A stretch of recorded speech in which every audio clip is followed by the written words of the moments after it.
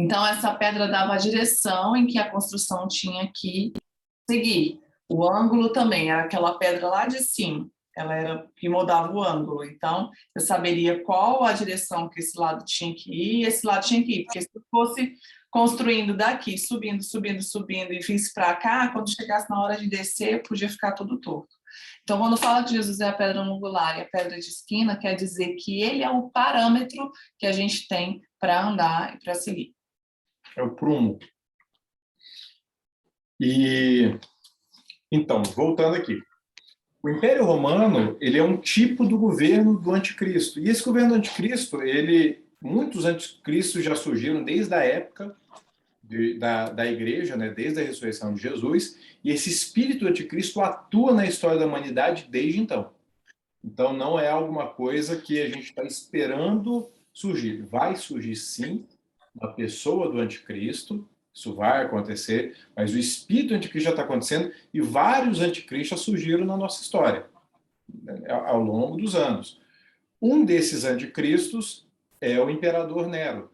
O imperador Nero, que fez uma perseguição feroz contra os cristãos.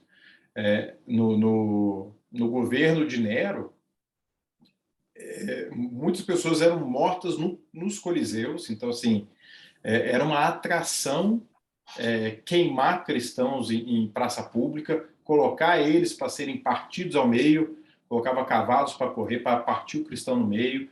Assim, era coisa assim, tenebrosa, tenebrosa. E isso era uma coisa assim que não se tinha tido notícia até então.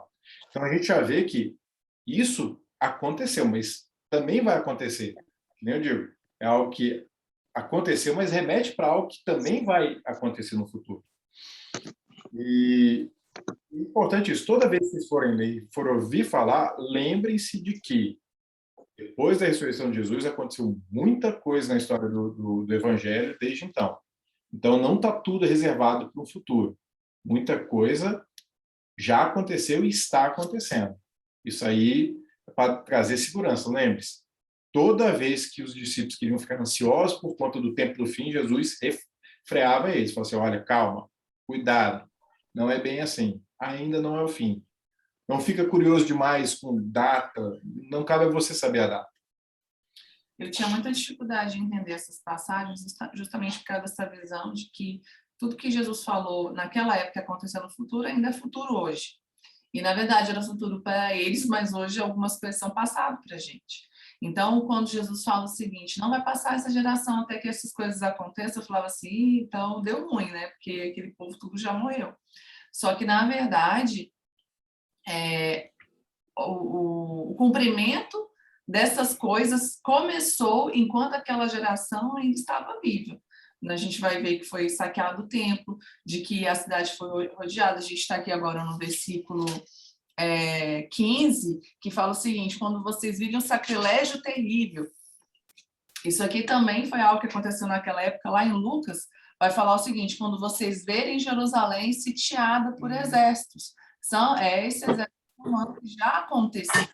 Então, quando Jesus fala, não existe erro, não existe incoerência. Na verdade, algumas coisas de fato aconteceram para aquela geração que estava ali ouvindo essas palavras. E continuando, eu né? li também sobre essa questão, né? Não passará essa geração também, sempre foi uma dúvida que eu tive. E aí fala também, até o Shed que faz esse comentário, que essa palavra usada no original também pode significar raça ou um tipo de povo. Então, poderia ser outra explicação para dizer que o povo não passou, né? O povo judeu permanece aí.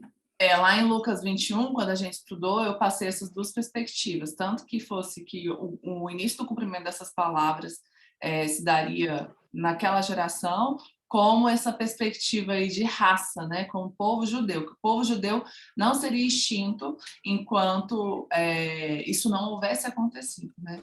E realmente existe uma promessa para esse povo, porque de tantas e tantas tentativas que já houveram no mundo de exterminar o povo judeu, é impressionante que eles ainda tenham permanecido. Isso. E assim, tem uma outra coisa também, né? Que tem as visões que normalmente são utilizadas para leituras escatológicas, né? Então, tem a preterista, que é aquela que é do retrovisor, tudo já aconteceu. Tem a futurista, que é aquilo, tudo vai acontecer, está tudo reservado para o futuro. Tem uma também que é idealista, que ela é mais simbólica. Tudo isso representa alguma coisa, mas não quer dizer algo de fato, algo que tenha alguma correlação com a história. E tem também uma outra que é a historicista, que ela entende que as coisas estão se desenrolando a partir disso, né? Então, tem essas visões também que acabam permeando muito o estudo das últimas coisas, né? Eu acho que o mais interessante nesse mundo de visões que tem é que a gente sabe que a gente nunca vai ter a completude do conhecimento. Então, eu não posso chegar e falar, eu sou futurista e rejeitar tudo de quem vê as coisas no passado, sabe? Geralmente, a gente vai encontrar sabedoria no equilíbrio. Então, você não pode descartar. A gente tem uma discussão grande em relação aos calvinistas e arminianos, né, que o povo fala, aqueles que acham que existem os eleitos, aqueles que acham que, na verdade, é uma questão de livre-arbítrio, e as pessoas ficam debatendo, e aí vira uma guerra até de orgulho, né, porque eu tenho que defender a minha posição, por mais que ela já não faça mais tanto sentido. E a gente tem que fugir desse lugar de orgulho, esse lugar de que eu tenho que defender a minha posição, porque a gente vai encontrar sabedoria no equilíbrio. Eclesiastes diz isso, né? Aquele que é sábio vai evitar os extremos, porque tudo que é extremado tende ao erro, tende ao engano. Uhum.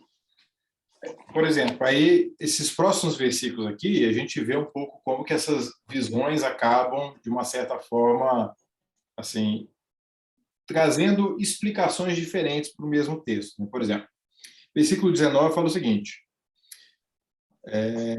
desde o versículo de 16 fala, olha, quem estiver na Judéia, fuja para os montes, quem estiver no telhado de sua casa, não desça para tirar alguma coisa, quem estiver no campo, não volte para pegar seu manto, como serão terríveis aqueles dias para as grávidas e para aquelas que estiverem amamentando. Orem para que a fuga de vocês não aconteça no inverno nem no sábado, porque haverá então grande tribulação, como nunca houve desde o princípio do mundo até agora, nem jamais haverá. O que acontece, né? Além dessas visões que a gente tem sobre a leitura sobre as últimas coisas, né? Existem outros detalhes que você deve ter ouvido falar em relação a momentos e termos na Bíblia, né? Você já deve ter ouvido falar a respeito do milênio, a respeito de arrebatamento, a respeito dos julgamentos. Então, existem também algumas correntes que defendem momentos e uma consequência de fatos associada a cada um desses momentos, né? Então, por exemplo, já vi gente falando que seria ruim para as grávidas porque seria o arrebatamento e a criança sairia do ventre, por exemplo. Talvez você já tenha ouvido falar isso aí também, né? Ore para que a fuga de vocês não aconteça no inverno nem no sábado. Se a gente for pensar para o gentio, não faz muito sentido a gente falar de sábado para o gentio, que para o gentio sábado é um dia como qualquer outro, né? Mas para o judeu, o sábado é um dia é o Shabá, né? É um dia de descanso, é um dia que eles normalmente não estão se preparando para fazer nenhuma atividade laboral. E o inverno, naquela região, neva, faz muito frio. Voltando aqui, quando a gente entende na história, depois disso aqui aconteceu a invasão por Tito, né, que era um general romano. Tiveram duas invasões de Roma, né, uma na década de 70 e uma outra algumas décadas depois, né, por conta de rebeliões de judeus querendo se livrar do jugo de Roma. Então, uma das linhas coloca isso, né? Porque naquela época, como Roma ainda não tinha saqueado, Jerusalém estava toda inteira ali, ela falou assim, olha, quando isso acontecer, não saia correndo, vai ser ruim para as grávidas. Poxa, vai ser transportado, inclusive naquela imagem que a Natália mostrou, que até virou como é que a gente chama aquele negócio lá? Arco de... né? O arco simbolizava conquista. É arco de Tito mesmo. O arco. Por acaso, né? Você estava lembrando... É Arca de Tito. É. O Arco Meu do pé da Triunfo, aí eu França, olhei né? assim e falei assim, é arco que chama aquele negócio. Né? Esse aqui é o negócio, ele é um arco, isso mesmo. Então, aí os arcos, eles simbolizam as grandes vitórias, né? E ali estava mostrando que nada disso tinha acontecido até esse momento que Jesus estava falando. Então, a gente está falando que Jesus estava profetizando coisas que iriam acontecer em 30, 40 anos ali. Então, demoraram algumas décadas até alguma dessas coisas fazerem sentido. Mas voltando, como a Bíblia trabalha muito com tipologias, às vezes algumas coisas acontecem, mas mesmo assim elas remetem para coisas que vão se repetir na história. E isso é interessante da gente ver. Por exemplo, quando o Espírito Santo desceu em Pentecostes, Pedro fez uma pregação que milhares de pessoas foram salvas, 3.000 pessoas foram salvas, que ele fala lá de Joel. E acontecerá que nos últimos dias, diz Deus, que derramarei do meu Espírito sobre toda a carne. Sobre toda a carne. Vossos filhos e vossas filhas profetizarão, vossos jovens sonharão sonhos, os velhos terão visões, até sobre os servos e servas derramarei meu Espírito, haverá sinais de fumaças, enfim, tem lá a profecia lá de Joel. Aquilo estava se cumprindo ali no dia de Pentecostes, mas continua se cumprindo, não parou ali. Aquilo estava se cumprindo no dia de Pentecostes, mas continuou acontecendo o derramamento do Espírito Santo. Isso não foi algo que ficou restrito àquela data. Então, era verdade naquele momento que estava se cumprindo, mas continua se cumprindo. Ou seja, é uma profecia que ela se estende no tempo, né?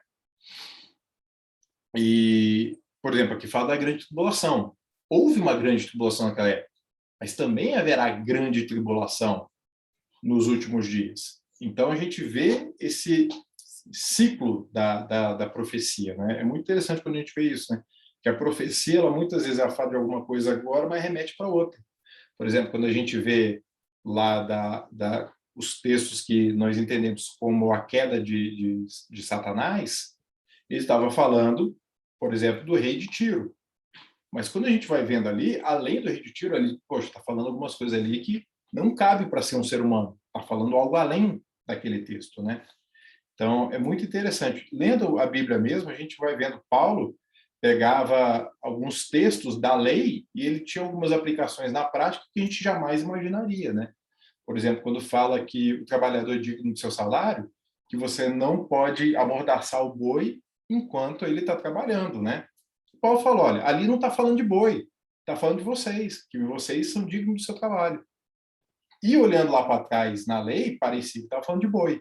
Você vê como a revelação ela traz um entendimento renovado, né, para um outro momento, né? Imagina assim, ó, Deus, toda a grandeza que Deus tem, toda a sabedoria que Ele tem, tudo aquilo que Ele é, Ele ter que traduzir para a gente, totalmente limitado, as coisas do reino, as coisas que é onde vir. Então, realmente, tem algumas coisas que a gente não vai conseguir conceber com essa capacidade humana, só diante de uma revelação. E, enquanto estivermos limitados a esse corpo, a gente não vai ter conhecimento completo de tudo. Então, o que a gente precisa entender é que a palavra é verdadeira, que ela vai se cumprir e que nós somos limitados. Então, se existe uma dificuldade, ela está em mim, e não na palavra, e não na revelação. Sim. E continuando aqui no texto, né? Se aqueles dias não fossem abreviados, ninguém sobreviveria. Mas por causa dos eleitos, aqueles dias serão abreviados. Se então alguém lhes disser, vejam, aqui está o Cristo, ou ali está ele, não acreditem, pois aparecerão falsos cristos e falsos profetas, que realizarão grandes sinais e maravilhas para, se possível, enganar até os eleitos. Olha só o versículo 25, gente. Vejam que eu os avisei antecipadamente.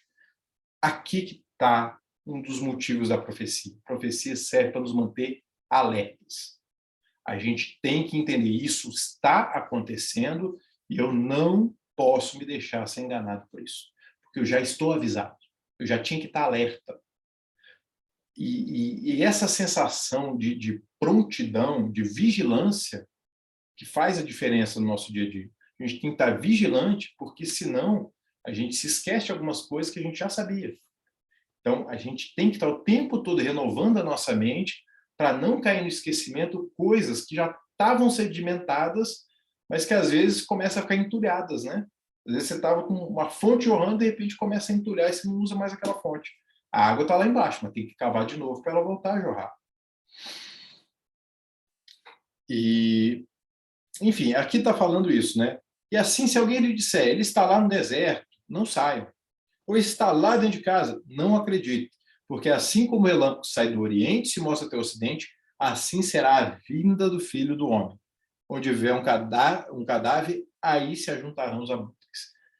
Aqui é muito interessante, porque assim, está falando que a volta de Jesus é um evento, e isso faz toda a diferença para a gente, é um evento que vai acontecer de fato, literalmente. Jesus vai voltar.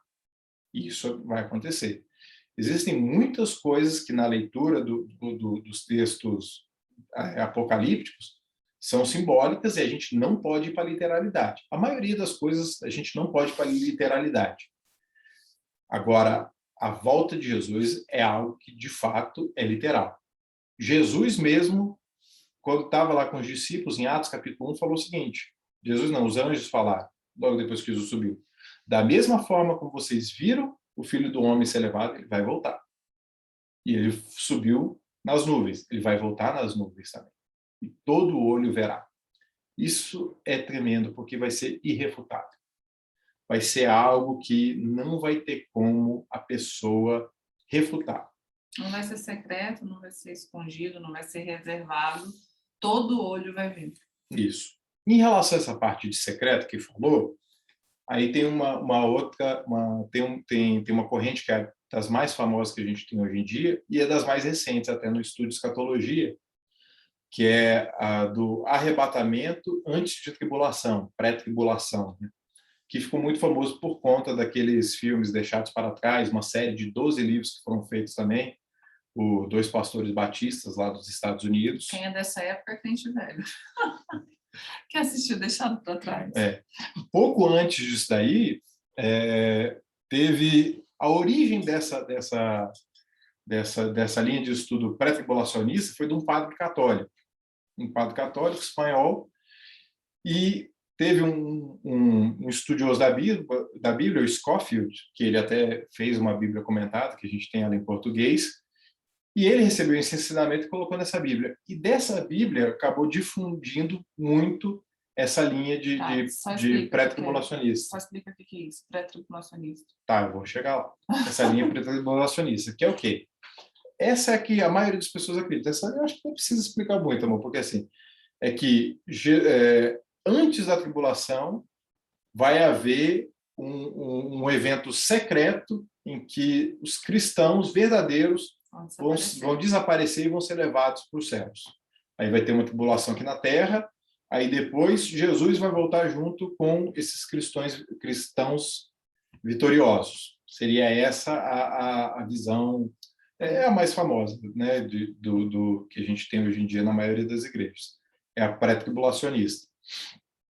E assim, sem entrar em detalhe, pré, pós, isso aí não é a questão central, né, gente? Uma coisa que é essencial é que eu disse que ninguém ia saber exatamente quando. Então, a gente tentar brigar por causa disso também não vai nos ajudar a crescer na fé e andarmos juntos, né? Agora, o encontro com o Senhor Jesus nos ares, isso daí é um fato. Isso aí vai acontecer.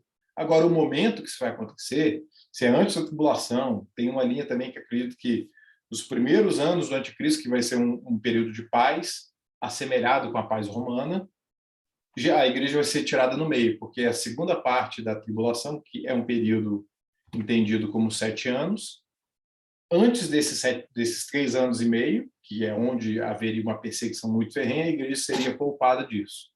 E tem os pós-tribulacionistas que entendem que a igreja vai ser guardada na tribulação, como acontecia, por exemplo, com Israel, né? Porque Faraó também é um tipo de anticristo, né?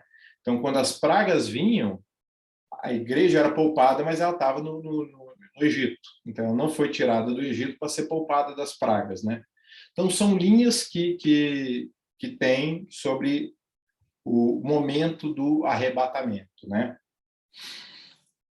E é muita coisa, né, gente? Então, se vocês quiserem anotar aí, depois se tiverem alguma dúvida, assim, eu não tenho a pretensão de esgotar esse assunto, até porque eu nem tenho capacidade para isso. Mas, assim, são alguns assuntos que são interessantes a gente saber, até para saber que existem outras linhas, né? E, continuando aqui, O sol escurecerá, a lua não dará luz, e aí isso. Jesus vai falando de vários sinais que vão acontecer, físicos, que vão demonstrando o que está acontecendo. Aqui fala o seguinte: onde houver um cadáver, ali se juntarão os abutres. Depois vai falar da figueira.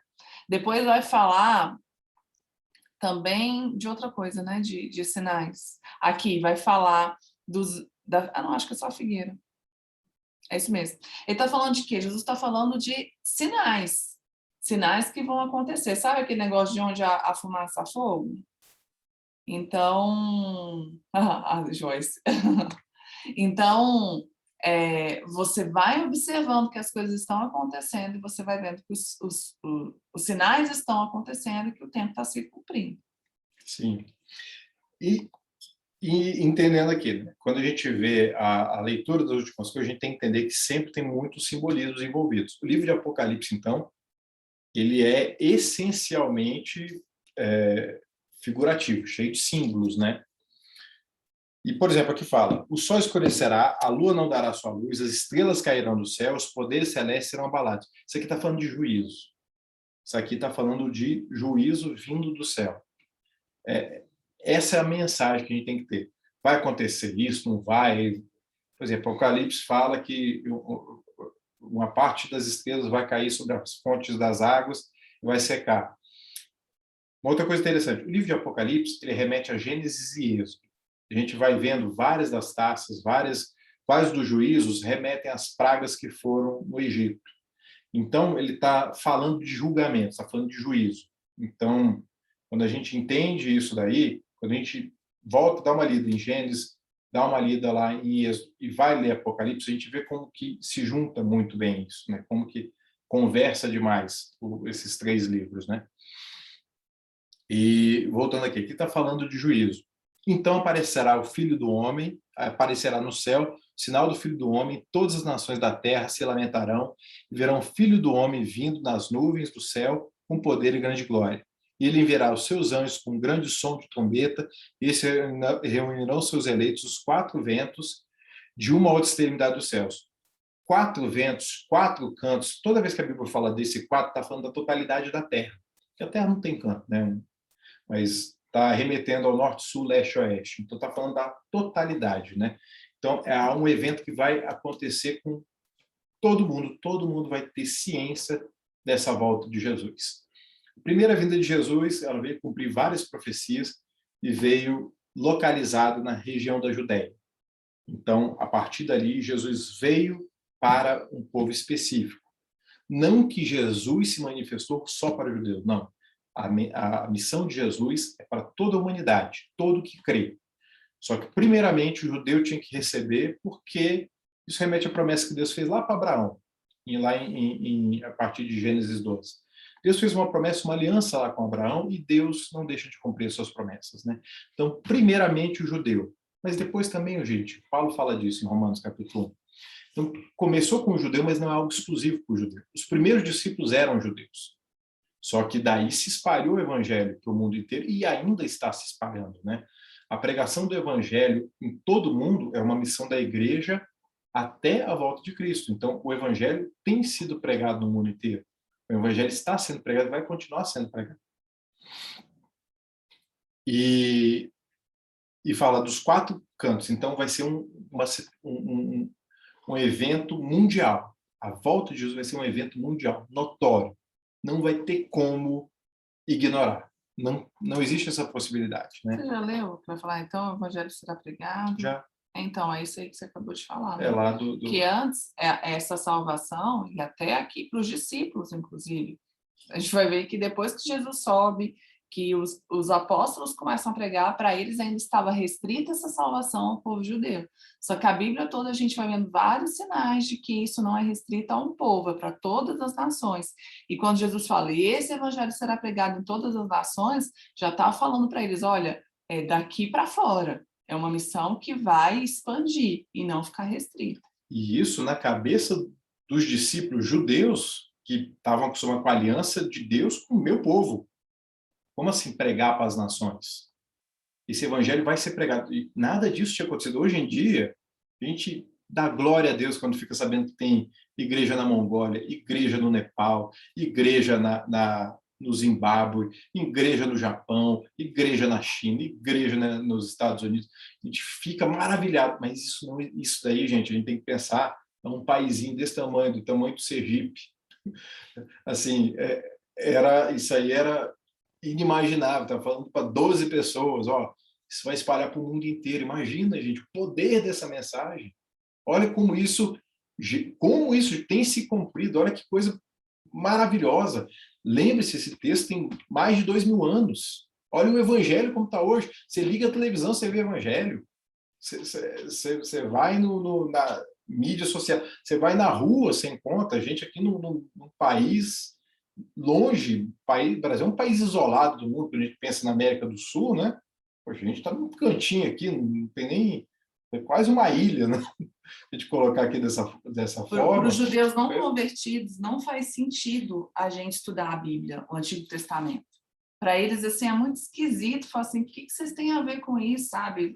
Eles saberem que a gente sabe de Êxodo, que a gente sabe da história de Esté, que a gente sabe das festas. Para eles não faz, se fala assim, isso não tem nada a ver com vocês. Por que vocês se envolvem nisso? Porque realmente o negócio deles é muito ali. E a gente vê que o plano de Deus sempre foi para toda a humanidade. E a etnia para o judeu, isso é muito forte, né? Porque se ser judeu, independente de onde você nasce, você é judeu. Você pode nascer na Argentina, você pode nascer na Itália, nos Estados Unidos, na Etiópia, é judeu, é raça, né? Só um parentezinho, uma coisa que às vezes causa um pouco de confusão para a gente é o seguinte, que a raça tem o mesmo nome da religião. Então, existem judeus, que é a raça, que são cristãos, que são ateus, que são qualquer coisa. Então, assim, o judaísmo tem a ver com e tem o mesmo nome da religião também, né? Diferente quando a gente pensa, por exemplo, o árabe tem o muçulmano, mas muito muçulmano não é árabe. Tem muito nigeriano que é muçulmano, tem turco não é árabe também, né? Iraniano, que também não é árabe, é persa, eles são muçulmanos, então não tem esse mesmo negócio. O judeu não, a religião tem o mesmo nome da etnia, né? Então, às vezes causa um pouco de confusão de achar que se é judeu é praticante do judaísmo. Não é verdade. Inclusive, em Israel é cheio de judeu ateu.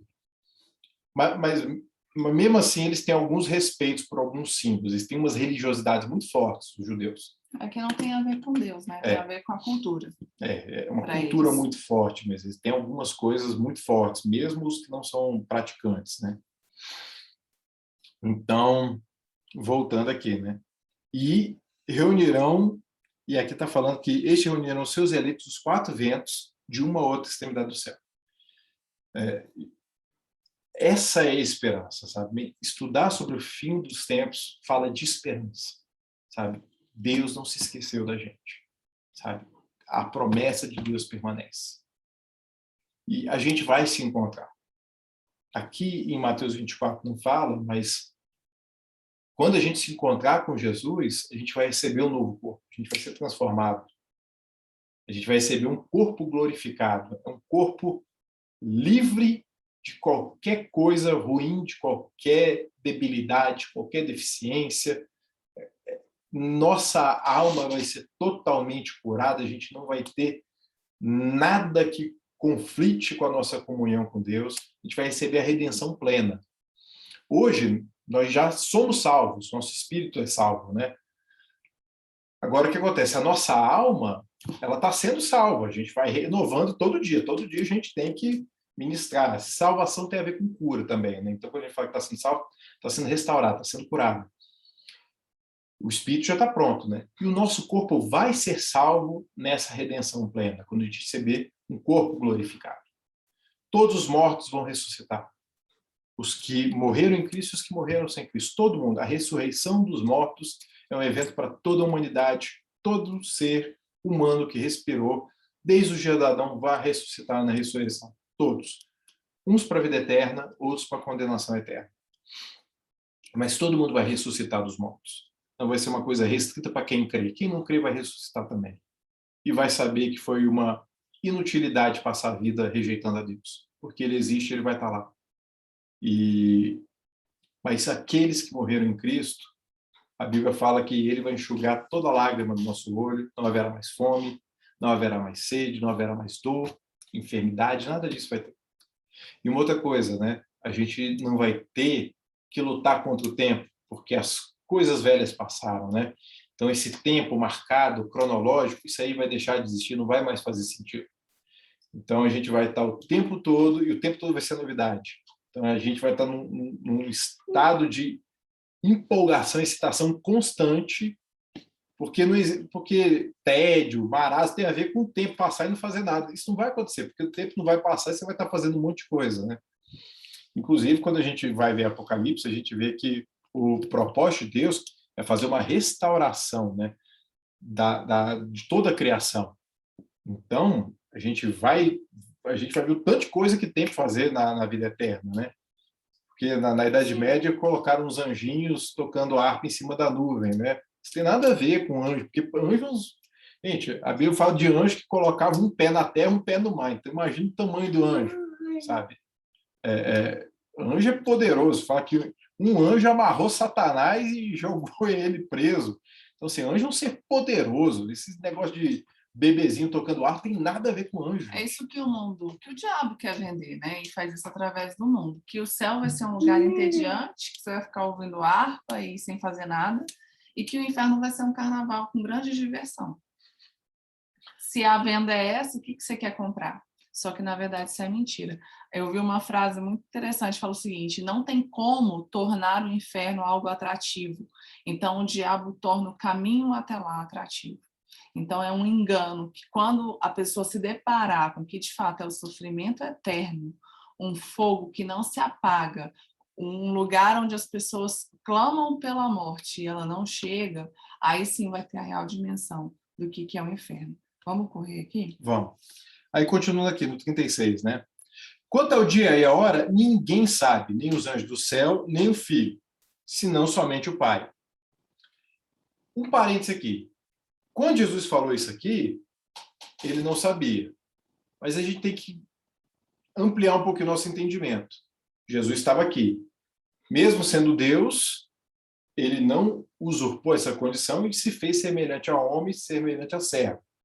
Então, Jesus ele estava agindo aqui como um homem, ele não deixou de ser Deus, mas ele estava na condição de um homem, com limitações do homem, cheio do Espírito Santo, realizando os milagres e prodígios pelo Espírito Santo na vida dele. Tanto que os milagres de Jesus acontecem depois que ele foi batizado no Rio de Jordão, depois dos 40 dias de preparação no deserto, de jejum, ali que ele começou a fazer os milagres. Antes disso, você não vai ver nenhum milagre atribuído a Jesus antes desse período, né? E ele falou isso. Agora, quando a gente vai lá para o livro de Apocalipse, que o apóstolo João teve a revelação de tudo aquilo, quem foi que falou para João o que estava acontecendo? O próprio Jesus. Então, Jesus, depois que ele ressuscitou dos mortos e voltou para o Pai, ele já voltou a ser um com o Pai. Então, isso daqui, quando ele estava falando, não sabe, mas agora ele já sabe que já está lá, e já está na plenitude dele de volta, né? Então, voltando aqui, né? Ninguém sabe. Algumas coisas que eu gostaria de falar aqui com vocês. Tem alguns termos, são muito famosos quando a gente fala disso aqui. Não está aqui em Mateus 24, mas ele está lá em Apocalipse. Mas quando fala da besta, do anticristo, da marca da besta, são assuntos que vira e mexe voltam, né, para falar com a gente. E é interessante que a gente lembra, essas profecias aqui, elas já têm mais de 2.000 anos. Então, ao longo desses 2.000 anos, quantas pessoas não tentaram acertar também quem que era o anticristo, quem que eram as bestas, quem que era a marca da besta e quando Jesus ia voltar? Todas as pessoas ao longo da história que tentaram acertar a data da volta de Jesus, qual que era a marca da besta, quem era o anticristo, todos erraram. Todos erraram. Então, você vê qualquer pessoa falando que sabe o que é a marca da besta, sabe que é o anticristo, sabe que Jesus vai voltar, a história está aí para nos mostrar o que vai acontecer também, né? Não vale a pena, gente. Não vale a pena tentar imaginar, vai ser isso, vai ser aquilo. Não. É importante a gente saber o seguinte: quem é de Jesus e persevera, não tem que se preocupar com essas coisas. Não tem que se preocupar com essas coisas, porque aquele que perseverar até o fim vai ser salvo. Se você perseverar até o fim, não tem como você ser enganado por causa disso. Essa é a segurança que a gente tem que ter. E tentar acertar qual que é a volta de Jesus, gente, não vale a pena. Então, Jesus falou assim, ainda não é o fim, calma que vai acontecer muita coisa ainda no meio do caminho, né? E aqui fala, né? Como foi nos dias de Noé, assim também será na vida do Filho do Homem. Pois nos dias anteriores ao dilúvio, o povo via comendo e bebendo, casando-se, dando em casamento, até o dia que Noé entrou na arca. E eles nada perceberam até que veio o dilúvio e os levou a todos. Assim acontecerá na vinda do Filho do Homem. 2 homens estarão no campo, um será levado e outro será deixado. 2 mulheres estarão trabalhando no moinho, uma será levada e será deixada. Portanto, vigiem, porque vocês não sabem em que dia virá o seu Senhor. Mas entendam isso. Se o dono da casa soubesse a hora da noite que o ladrão viria, ele ficaria de guarda e não deixaria que a sua casa fosse arrombada. Assim também vocês precisam estar preparados, porque o Filho do Homem virá numa hora em que vocês menos esperam. Preparação e vigilância. Essa mensagem que a gente tem que ter. Se você estiver preparado, vigilante, você não vai ser pego de surpresa.